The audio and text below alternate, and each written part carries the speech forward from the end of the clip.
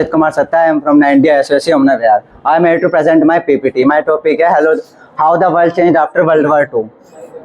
सबसे पहले world war 2 था क्या?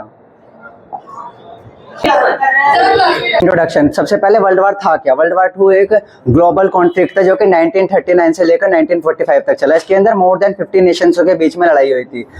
ये जो इसके अंदर दो मेन कंपोनेंट्स थे, एक्सिस पावर और अलाइज पावर। एक्सिस पावर के अंदर थे जर्मनी, इटली और जापान, और भी बहुत सारे देश थे। अलाइज पावर के अंदर थे Soviet union, United state, America, China. तो मतलब ये वर्ल्ड वार 2 बहुत ही मतलब एक तरह से ऐसा दौर था जिसके अंदर सबको दुख झेलने पड़े। तो इसके लिए फॉर्मेशन ऑफ यूनाइटेड नेशन 24 अक्टूबर 1945 को यूनाइटेड नेशन की फॉर्मेशन करी गई ताकि दोबारा कभी ऐसा वर्ल्ड वार ना हो, पीस की सिक्योरिटी के लिए। Rise of super power. उसके बाद वर्ल्ड वार 2 के बाद यूनाइटेड स्टेट और सोवियत यूनियन एक बहुत ही बड़े ग्लोबल सुपर पावर हाउस बन गए थे। उसके बाद इन दोनों के बीच में भी कुछ नोकझोंक हुई, लड़ाई हुई, जिसको हम कोल्ड वार कहते हैं। कोल्ड वार एक ट्रेडिशनल वॉर नहीं थी जिसके अंदर मतलब आर्मीज यूज करे, वेपन्स यूज करे। ये एक आइडियोलॉजी के ऊपर वॉर थी। अमेरिका चाहता रिप्रेजेंट करता था अपने कैपिटलिज्म को, और सोवियत यूनियन रिप्रेजेंट करता था कम्युनिज्म को।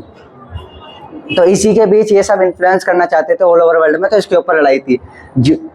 इसका इम्पैक्ट हमारे ग्लोबल जियोपॉलिटिक्स पर भी पड़ा, जिसके बाद वर्ल्ड को दो मेजर ब्लॉक में बांट दिया गया। सबसे पहले वेस्टर्न ब्लॉक जो कि हमारे अमेरिका को गया, और ईस्टर्न ब्लॉक जो कि सोवियत यूनियन को दिया गया। Decolonisation, end of colonialism. Colonialism basically क्या होता है कि कोई भी लीडर किसी दूसरे देश पे आकर उस पर कब्जा कर ले, उसकी सारी पावर हड़प ले, मतलब वहाँ पे अपना राज करे, उसे कोलोनिज्म कहते हैं। तो एशिया और अफ्रीका के अंदर वर्ल्ड वार 2 के बाद 1945 से लेकर 1960 इस पीरियड के अंदर 3 डजन से भी ज़्यादा स्टेट्स को इंडिपेंडेंट करा गया। The Marshall Plan George C Marshall ने यूनाइटेड स्टेट्स में थे, वो उन्होंने ये मार्शल प्लान लेके आए थे, जो कि कुछ देश थे जिनकी इकोनॉमी बढ़ गई थी, पर मतलब कुछ देश थे जिनकी इकोनॉमी अभी भी डाउन थी, तो उनको सपोर्ट इकोनॉमिक प्रोवाइड करने के लिए ये मार्शल प्लान आया था। ये सक्सेसफुल भी रहा था। Global economic changes.